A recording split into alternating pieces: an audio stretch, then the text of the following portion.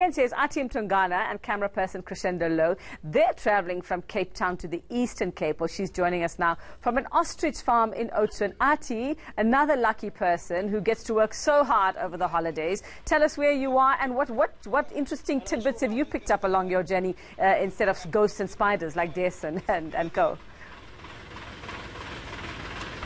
Are you not going to drive too fast then? Okay, I'm not sure that Athi can actually hear us. Athi, can you hear me?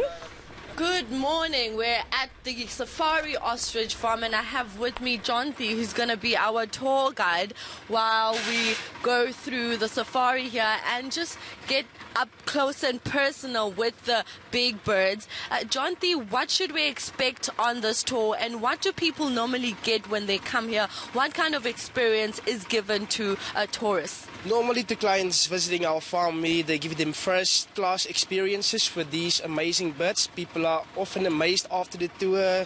We're often getting nice reviews on TripAdvisor. Actually, this is one of the biggest farms here in Oudtshoorn. And yeah, it's actually a great experience you'll get. But like you were saying to me now, that they might, in some cases, as we're in this tractor, they might try to come in the sense that they have long necks and they were trying to poke inside this truck. Do people get to touch them or even ride them? Because yesterday I was hoping that we would be able to ride them. We used to do the riding here on the farm, but we've stopped it. We are now more focused on the natural interaction with the ostriches rather than unnatural interaction. And how do you tell a female from a male? Now I'm going to ask my colleague Crescendo to pan and show you these big birds that we're seeing right now and that we speak of. How do you tell a female ostrich from a male ostrich?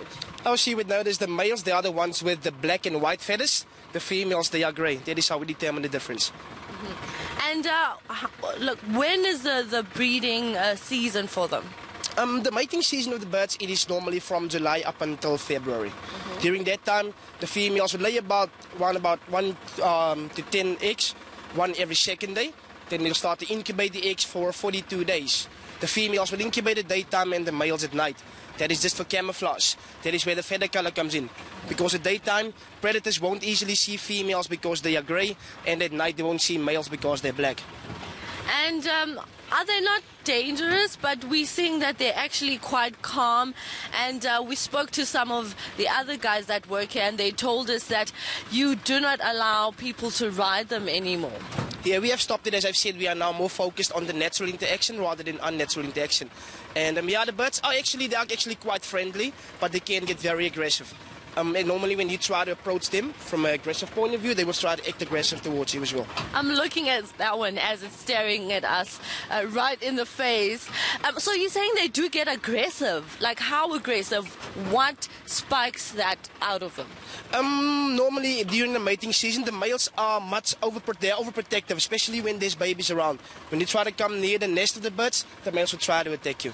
Okay, and then are we going to get to feed them? Where are we going now? Can you talk us through where we're going and where we're heading?